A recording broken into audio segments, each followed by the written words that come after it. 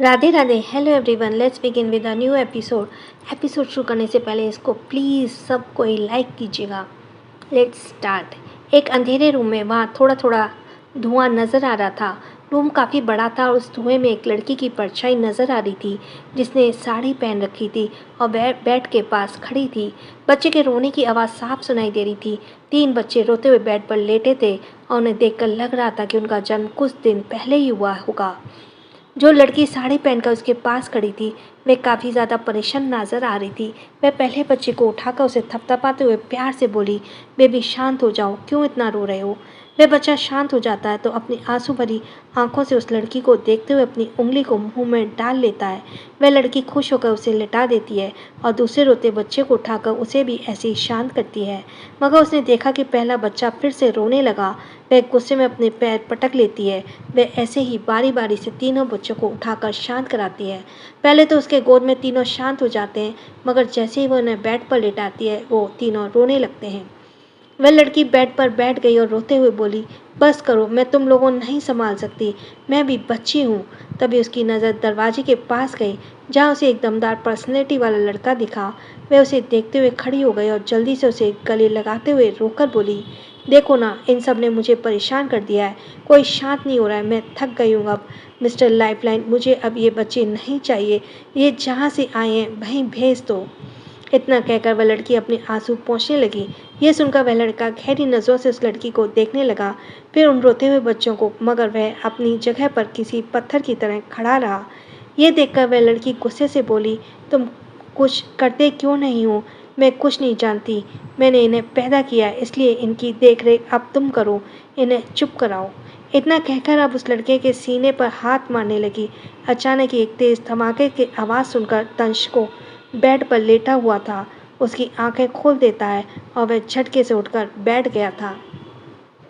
उसके माथे से पसीना निकल रहा था, मगर उसके चेहरे पे अभी कोई भाव नहीं था। उसका माइंड बिल्कुल खाली था, उसे अभी तक कुछ समझ नहीं आ रहा था। उसने जैसे ही अपनी आंखें बंद करके 2-3 बार गहरी सांसें ली और दोबारा अपनी आंखें खोली, उसने सामने तनिष्क को खड़ा देखा जिसने डॉक्टर का कोट पहन रखा था। फिर तंश ने अपने आसपास देखा और उसे अस्पताल का वार्ड दिखा। तंश अपने अंगूठे से अपने माथे को रगड़ते हुए थोड़ा कंफ्यूज नजर आ रहा था। वह आसपास उन बच्चों को ढूंढने लगा। तभी तनिष्क बहुत ही गुस्से से बोला, क्या तुम अपनी ज़िंदगी से ऊब चुके हो। अगर मरने का इतना ही शौक है तो तुम मुझे बता क्यों नहीं देते। मैं आराम से तुम्हें इस बिल्डिंग से नीचे फेंक देता हूँ और कोई दूसरा इलाज नहीं करेगा और ना बचाने आएगा। तंश ने उसकी बातों को इग्नोर किया क्योंकि वह भी अभी भी सपनों में खोया हुआ था जहाँ 3 बच्चे बेड पर लेटे हुए थे और लड़की रोते हुए उनसे बच्चों को शांत करने के लिए कह रही थी। उसके दिल में एक अजीब सी झंझनाहट हुई और उसने अपनी मुट्ठी बंद कर ली क्योंकि उसे गुस्सा आने लगा था। तभी उसने गुस्से से बगल में वहाँ रखा फ्लावर वास उठाकर ज़मीन पर फेंकते हुए कहा, अगर वह कभी भी आए तो उसे कहना कि कभी मेरे सामने ना आए। मैं उसे और उसके बच्चों को कभी नहीं देखना चाहता। I really hate her. जब वो आएगी तब उसे ज़रूर पता चलेगा मैं अगर किसी से नफ़रत करता हूँ तो कितनी शिद्दत से करता हूँ। कहते ही वह अपनी जगह से खड़ा हो गया। उसे हल्का सा चक्कर जरूर आया, पर उसने खुद को संभाल लिया और अपने हाथ में लगी ड्रिप को बेरहमी से निकाल कर जाने लगा। ये देखकर तनिष्क को और ज़्यादा गुस्सा आ गया और उसके हाथ को पकड़ते हुए दांत पीस कर बोला, क्या तुम्हारा दिमाग खराब हो गया है। खुद की हालत देखो, हफ्ते में 2 बार तुम अस्पताल के बेड पर पड़े रहते हो, फिर भी तुम आराम नहीं करते और ना तुम सोते हो। तुम हमेशा खुद को नुकसान पहुंचाते हो। किस कारण तुम्हारे अंदर खून की कमी हो चुकी है। तुमने शराब पीकर खुद को अंदर से खोखला कर लिया है। तुम मानते क्यों नहीं हो। तुम डिप्रेशन में जा चुके हो। मैंने तुम्हारे लिए जितने भी साइकेट्रिस्ट हायर किए हैं, तुम सबको नुकसान पहुंचाते हो। हर कोई तुम्हारे पास आने से डरता है। तुम पागल हो चुके हो। तुमने रायचंद परिवार को भी नहीं छोड़ा। तुमने कहा था कि अमायरा वापस आएगी, तो क्या तुमने सोचा अगर वह वापस आएगी तो यह सब देखेगी तो उसे अच्छा लगेगा। तनिष्क की बात सुनकर तनिष्क के होठों पर एक साइको वाली मुस्कान आ गई। उसकी आंखें बहुत ही मिस्टीरियस लग रही थी। उसने अपनी गर्दन को हल्का सा टेढ़ा करके तनिष्क को देखा और बहुत ही डरावने अंदाज में बोला, मैं चाहता हूँ कि मेरी हालत और भी ख़राब हो और मैं सब कुछ बर्बाद कर दूँ ताकि वह आए और सब देखे तो उसे दर्द हो। मैं चाहता हूँ कि वह मुझे मरते हुए देखे और ज़िंदगी भर तड़पे।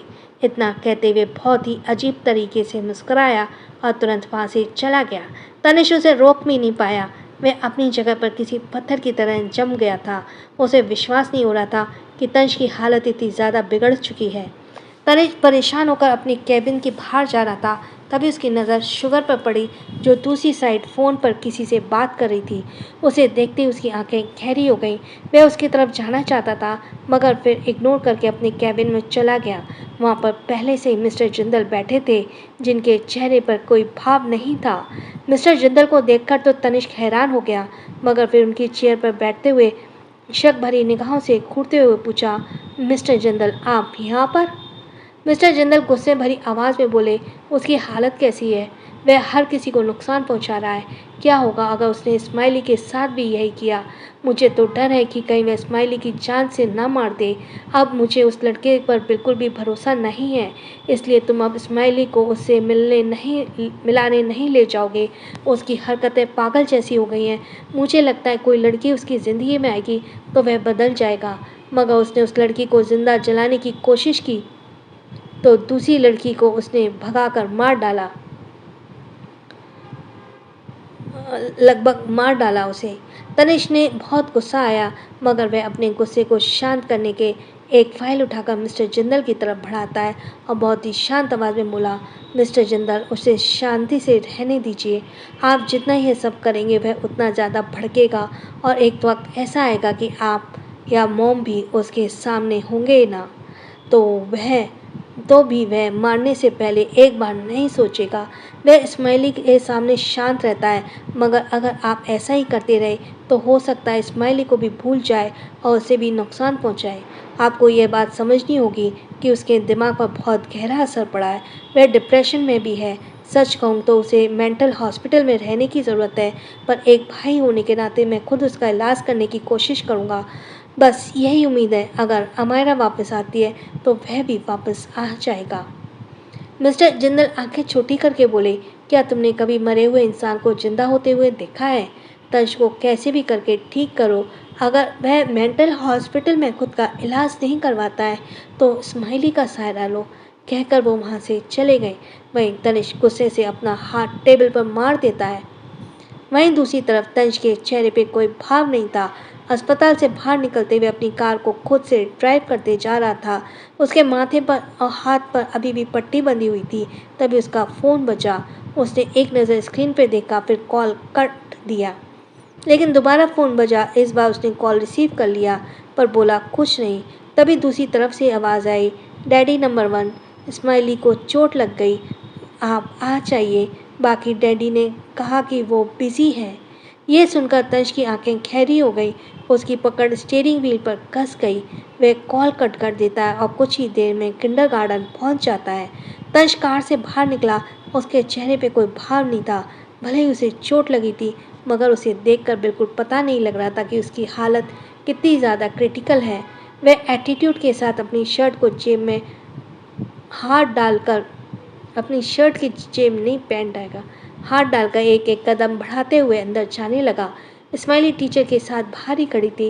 तंज उसे ऊपर से नीचे तक स्कैन करता, उसे कहीं भी चोट नज़र नहीं आ रही थी। स्माइली की टीचर लगभग 30 साल की थी और तंज से भी काफ़ी बड़ी थी, मगर तंज के हैंडसम चेहरे को देखते हुए शर्मा गई। मगर तंज ने उस पर कोई ध्यान नहीं दिया। उसने स्माइली को गोद में उठाया, वहाँ से जाने लगा। ये देखकर वह टीचर अपने दांत पीस लेती है और उदास हो जाती है। कार के पास पहुंचकर तंज ने स्माइली से कुछ नहीं कहा और चुपचाप उसे लेकर जाने लगा, मगर कई लड़के कार के ऊपर और बाइक के ऊपर बैठे हुए थे। उनकी नज़र जैसे ही स्माइली पर पड़ी, सबके होठों पे गंदी सी मुस्कुराहट आ गई। उनमें से एक ने सीटी बजाते हुए कहा, देखो तो ज़रा, ये कितनी खूबसूरत है। सोचो इसकी माँ कितनी खूबसूरत होगी। यह सुनकर दूसरे आदमी ने भी अजीब तरीके से कहा, इसकी माँ तो हूर की परी होगी, इसके बाप के तो होश ही उड़ जाएंगे। पर अगर हमें भी एक मौका मिल जाता तो उसने इतना कहा ही था कि तंज, जो चुपचाप स्माइली को लेकर जा रहा था, उसके कदम रुक गए। उसकी आंखें गहरी हो गई। उसने एक अजीब सी चमक नज़र आने लगी। वह अपनी गर्दन हल्की सी टेढ़ी करके उन आदमियों की तरफ देखता है। वह बिल्कुल एक साइको की तरह लग रहा था, मगर बहुत डरावना। वह आदमी लोग पहले एक पल के लिए डर जाते हैं, मगर फिर तंश को हंसते हुए बोले, गुस्सा आ गया क्या? लगता है ये तुम्हारी ही बेटी है, चलो एक डील करते हैं। इतना कहने के बाद वह अपने सभी सात आदमियों से बोला, इसे खेल लो। ये सुनकर सभी लोग तंश को खेल लेते हैं। फिर उन आदमियों का लीडर बड़े आराम से कार के ऊपर बैठते हुए बोला, लड़के अब अपना फ़ोन उठाओ और अपनी बीवी को बुलाओ, उसे कहो कि अगर हमें खुश करे, फिर उसके बाद तुम आराम से जा सकते हो, हम कुछ नहीं करेंगे।